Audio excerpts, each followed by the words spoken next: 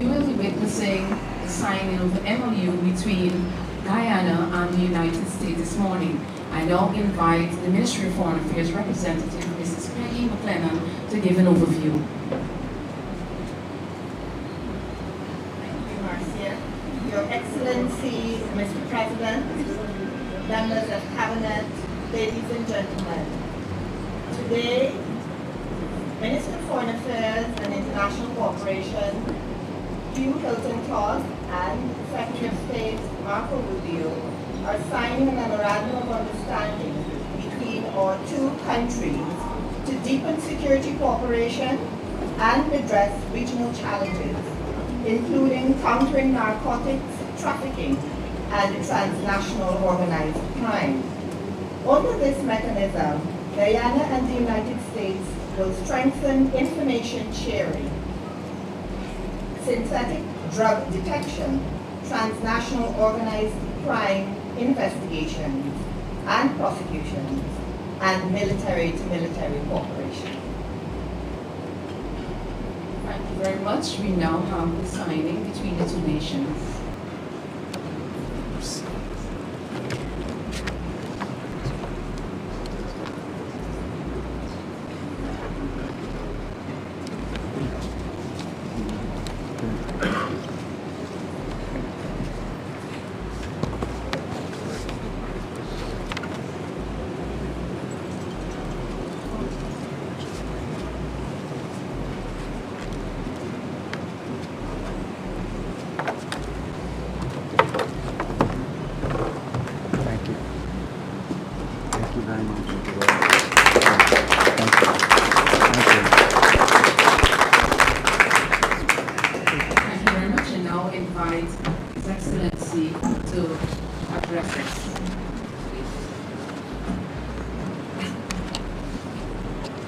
Good afternoon all.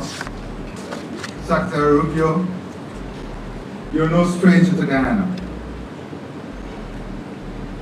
Secretary Rubio has been and continues to be a strong advocate for Guyana's development, democracy, and peace. He has consistently demonstrated his personal commitment to the national rule of law, democracy, and security. Guyana and the United States share a long bond of friendship and partnership. Indeed, the best of partnership are those built on shared values, mutual trust, and a commitment to the rule of law and international order. This is what underpins our bilateral relationship and friendship. The United States is our trusted partner as we continue to build a stable, secure, and democratic society here. This visit has allowed us to consolidate our bilateral agenda, defining policies and outlining clear intentions in areas of security, trade, energy, investments, infrastructure, democracy, regional peace and stability, human capital deployment and development. I am very pleased at the reassurance of the U.S. in ensuring the safeguard of our territorial integrity and sovereignty. Our partnership and joint commitment to the safeguard of this region from every disruptive force is key to the maintenance of democracy and adherence to the rule of law. The threats from Venezuela were specifically discussed. Their blatant violation of the ICJ order and Argyle Declaration were noted. Our joint commitment in enhanced partnership in combating transnational crime, inclusive of narco-trafficking, human trafficking, money laundering, and all forms of smuggling, is reflected in the enhanced MOU signed today. We have reassured our partner that we will continue to ensure all international and local labor laws are adhered to in the hiring of regional and international labor. Further, with our expanding healthcare system and critical shortage of human capital, we will explore areas of collaboration in filling existing gaps. We were able to identify key infrastructure that are also critical to regional development as possible areas for investment and development. We have committed to working closely together on the deployment of our energy potential, ensuring greater integration, value creation, and regional energy security, food security and enhanced trade through joint initiatives to remove hurdles and expand existing areas of interest is key for both countries. I'm confident that the outcome of this visit has further aligned our policy agendas, shared commitment and partnership that will see enormous benefits for our two countries and the region. Let me once again thank Secretary Rubio for his personal commitment and that of the U.S. government to Guyana and this region in general. I thank you. Thank you. Thank you, Mr. President. And we've been working together and interacting for some time during my time in the Senate. But I told him I wanted to wait until I was Secretary of State to visit, and so here I am. And I didn't know that was going to happen, but I'm grateful for this visit and for the warm welcome we've received. And it's an exciting time to be here. I think, and to the people of Guyana, thank you for welcoming us. I hope you fully appreciate and understand this is one of the most exciting places in the world to be right now, because you have the opportunity at this moment to transform this country for generations. And we want to be your partner. We want to be your partner in making that possible. We think it's of mutual benefit to see that happen. I get to visit in this job, already have, a number of countries in the 9 weeks. I've only been on the job for 9 weeks, so let the record reflect, after 9 weeks was one of my first visits here that I've taken abroad. But we get to visit a lot of countries, and when you visit, you have some countries, unfortunately, are facing tremendous challenges and they're just looking to stabilize. Other countries are looking to improve and make progress. This country has an opportunity to transform. And that's rare in the history of nations, to have an opportunity for transformative change. And what I mean by transformative change is not simply oil and gas fields. And that's very important. Natural resources are critical, but that is just the basic ingredient that allows prosperity to happen. One of the topics that's talked about all over the world today is data centers and the digitization of the economies, artificial intelligence. Do you know what you need in order to do that? You need to have really good scientists and engineers and technicians that know how to run it. But the most important thing you need to be a dominant presence in the world in data centers and artificial intelligence is reliable and affordable energy. That's just one example, among many others. You have an opportunity to expand in a responsible way agriculture production, not just for the needs of your population, but for the region. And to do it in a way that safeguards the beauty and the natural environment that's pristine. You have an opportunity to expand in issues of ecotourism. I'm not a big fan of ecotourism. I'm not against ecotourism. I'm not an ecotourist. I like staying at hotels. I'll do it. Maybe I'll go somewhere. But there are people that love this stuff. They love it. And you have an opportunity to do that in an incredibly responsible way. I'm just touching on a few things, but that are opportunities before you. And that shared prosperity for your country that will come as a result of that is transformative. The lives of your children, the lives of your grandchildren, your lives are going to look very different in 5 to 10 years under this leadership and under this vision as it continues. And we just want to be a partner. Why do we want to be a partner? Just to be frank, why does the United States care about? Number one, we care about it because we think it creates a level of stability in the region which we share. Not just stability here, stability for your neighbors, because we believe prosperity can become contagious. Just like instability can become contagious, stability and prosperity can become contagious. It won't just help you, it will help all of your neighboring partners in the Caribbean basin and the region writ large. And we think that ultimately makes life in America safer and more prosperous as well. And so we want to look for every opportunity possible to partner with you. But the basic element of any of this, the basic element of progress and transformation and prosperity is always security. So number one, we want to make sure that some of the tragic regional problems that exist with crime, transnational crime, we have a huge problem in the world right now with organized gangs and narco-traffickers that destabilize societies. We want to make sure that never reaches here. And that's why today's MOU and the work we'll do together is designed Not to stop it, but to prevent it from ever taking root, from ever finding its way here. Because unfortunately, sometimes crime is attracted by prosperity and targets prosperity. And the other are regional threats. The regional threats based on illegitimate territorial claims by a narco-trafficking regime. And I want to be frank, and I've said this during my time as a senator, and I have full confidence in saying it now as a Secretary of State. There will be consequences for adventurism. There will be consequences for aggressive actions. And that's why our partnership in that regard will be important. That is not what we want to be a feature of our relationship. But it is a necessity of our relationship because you have a very difficult challenge on your hands with a dictator that's making illegitimate territorial claims. And so you have our full commitment and support. Today we're demonstrating it both in tangible ways, and we're going to look for ways to make it long-term and sustainable ways, to make abundantly clear that we are invested, both as a nation and from our people, in being your partner in transformation and in prosperity. And we will not allow illegitimate territorial claims to be an impediment to your dreams and to your right to develop this country into a symbol that I hope will inspire others to follow the example you set, Mr. President. So thank you. Thank you for the chance to be with you.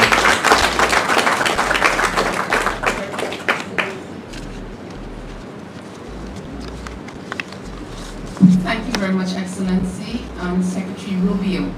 Members of the media, in the interest of time, we will accommodate 4 questions.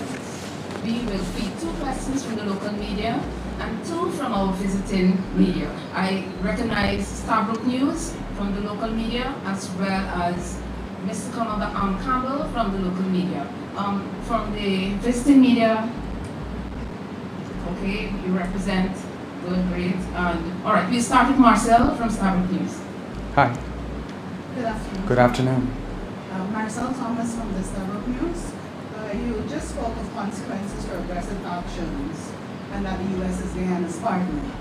Given Venezuela's unprovoked aggression towards Guyana, I want to know if your country would stand by Guyana militarily if Venezuela were to attack this country, and what would be the U.S.'s response should Venezuela attack U.S. oil major ExxonMobil, which is operating in Guyana's waters? It would be a very bad day for the Venezuelan regime if they were to attack Guyana or attack ExxonMobil or anything like it. It would be a very bad day, a very bad week for them, and it would not end well for them. I'm not going to get into details of what we'll do. We're not big on those kinds of threats. I think everybody understands, and I want it to be clear. We've made this clear repeatedly. I think the U.S. Navy today is making it clear and demonstrating our ability to. We have a big Navy, and it can get almost anywhere. It can get anywhere in the world. We have commitments that exist today with Guyana. We want to build on those, expand on those, and we'll leave it for the appropriate time. But suffice it to say that if that regime were to do something such as that, it would be a very bad move. It would be a big mistake for them. We now invite from our visiting media, please remember to identify yourself and the media host you represent. Hi. Thank you. Hello, Mr. Hi. Secretary. Hello, Mr. President. Thank you for taking questions from us. We appreciate it. Mayor Pomak from Reuters. Mr. Secretary, a Turkish student in Boston was detained and handcuffed on the street by plainclothes agents. A year ago, she wrote an opinion piece about the Gaza war. Could you help us understand what the specific action she took led to her visa being revoked? Yeah. And what was your State Department's role in that process? Oh, we revoked her visa. It's an F1 visa, I believe. We revoked it, and here's why. And I'll say it again. I said it everywhere. Let me be abundantly clear, okay? If you go apply for a visa right now, anywhere in the world, let me just send this message out. If you apply for a visa to enter the United States and be a student, and you tell us that the reason why you're coming to the United States is not just because you want to write op-eds, but because you want to participate in movements that are involved in doing things like vandalizing universities, harassing students, taking over buildings, creating a ruckus, we're not going to give you a visa. If you lie to us and get a visa and then enter the United States and with that visa participate in that sort of activity, we're going to take away your visa. And once you've lost your visa, you're no longer legally in the United States, and we have a right, like every country in the world has a right, to remove you from our country. So it's just that simple. I think it's crazy. I think it's stupid for any country in the world to welcome people into their country that are going to go to your universities as visitors They're visitors. And say, I'm going to your universities to start a riot. I'm going to your universities to take over a library and harass people. I don't care what movement you're involved in. Why would any country in the world allow people to come and disrupt? Now, we gave you a visa to come and study and get a degree, not to become a social activist that tears up our university campuses. And if we've given you a visa and then you decide to do that, we're going to take it away. I encourage every country to do that, by the way, because I think it's crazy to invite students into your country that are coming onto your campus and destabilizing it. We're just not going to have it. So we'll revoke your visa, and once your visa is revoked, you're illegally in the country and you have to leave. Every country in the world has a right to decide who comes in as a visitor and who doesn't. If you invite me into your home because you say, I want to come to your house for dinner, and I go to your house and I start putting mud on your couch and spray painting your kitchen, I bet you're going to kick me out. Well, we're going to do the same thing if you come into the United States as a visitor and create a ruckus for us. We don't want it. We don't want it in our country. Go back and do it in your country. But you're not going to do it in our country. Sure. Just tell me your follow-up and I'll tell every, and then depending on your question, I'll answer it or not. How's that? And now invite our Guyanese. No, she had a, can I get her follow-up real quick? Yeah. Go ahead. Could you confirm, there's no reporting that 300 visas, the experiment has revoked 300? Maybe more. It might be more than 300 at this point. We do it every day. Every time I find one of these lunatics, I take away their visa. You're saying it could be more than 300? Sure. I hope. At some point, I hope we run out because we've gotten rid of all of them. But we're looking every day for these lunatics that are tearing things up. And by the way, we want to get rid of gang members too. So Venezuela sent us a bunch of gang members. I'm sure you've heard of Tren de Aragua, Mr. President. Terrible gang, vicious gang. They flooded in our... Yesterday, just so everybody knows, yesterday, one of these gang members who was involved in New York City in attacking a police officer was deported back to Venezuela because they're now taking flights again, because of some strong measures we've taken. And this guy lands. This guy's a guy that attacked a police officer in New York City and laughed about it in court with a smirk on his face. When he gets off the plane in Venezuela, he's welcomed by this character named Diosdado Cabello. I don't know if you've heard of this guy. And he welcomes in hugging the guy. So does anybody have any doubt that these people are pushing these people into the United States to destabilize us in the region? Yeah, we're looking for people like this and we want to get them out of the United States. Absolutely. Thank you. We'll now feed a question from Guyana. Thank you. Kurt Campbell, Newsroom. President Ali, you've already spoken about how President Trump's tariff plans for Chinese ships could affect regional trade. I just wanted to know if in your trade talks today, if that issue was specifically discussed. Yes. For Secretary of State Rubio. Yeah, I can tell you. Oh, you were asking him. I'm sorry. It's for both of you. What assurances can you give Guyana and this hemisphere in terms of stemming indirect consequences? Yes, well, look, the goal the president has in doing so is we need to have an ability to build ships in this world that don't just come from China. Okay, I think it's just dangerous to have one country in the world building all the ships. I assure you that, and we don't want a war, but they're not going to build ships for us if we get in trouble, right? So we need to have alternatives to Chinese shipping. We're trying to create a market and a demand for alternatives to Chinese shipping construction. And I'm the first one to admit that the United States made a terrible mistake when we deindustrialized and we allowed all these industries to leave our country and go to other places. Now we're paying the consequences, but we have to fix it. So I do believe, I can't speak, the trade portfolio does not belong to the Department of State, but I do believe that we will take this back because we've heard this not just here, Mr. President, we've heard it throughout our visits here in the Caribbean, and we're going to take it back and explain to those who are in charge of trade policy that there are some implications to applying it to certain nations who are partners and who are seeking to develop their economies in ways that I think serve the national interest of the United States, not to mention the national interest of our partner nations, and see what can happen. So I can't make a commitment to those exemptions because that's not something we handle at the Department of State. What I can commit to is that I will most certainly raise this issue as a recurring issue in multiple places, that it would have a real detrimental effect on economic development. Maybe in 10 years it won't be an issue because there's been some diversification, maybe in 5. But right now it would be problematic. That message I'll take back to Washington and to my colleagues that are handling the trade portfolio, and we'll see how the president decides to proceed. But rest assured, we will take that message back. Yeah, just to echo the sentiments that yes, we did discuss it, and the region would have raised it also. But the Secretary Rubio is, as he said, will take this back and to see whether there can be any special initiative for the region, given our specific circumstances. But let me say also that we have a responsibility to our friends. The U.S. is a great friend of ours. The U.S. will have made it very clear that they're ready to stand by us in our development, in our economic expansion, in our security, and in our defense. And I would say very boldly that such friends must have some different and preferential treatment, because a friend who will defend me when I need a friend to defend me must be a friend that enjoys some special place in our hearts and in our country, and that will be the case. Thank you. And just quickly, illegal migration was also listed as a topic of discussion. Could you say what are the expectations from Guyana in this regard, and any discussions on third country deportation? Well, we want to work with you on that. I think that's a problem for you as well. I mean, obviously, because of the combination of your growing economy, labor needs, and your geography, you've been a place where a lot of people have come in. And I think you want it to be the right people, right?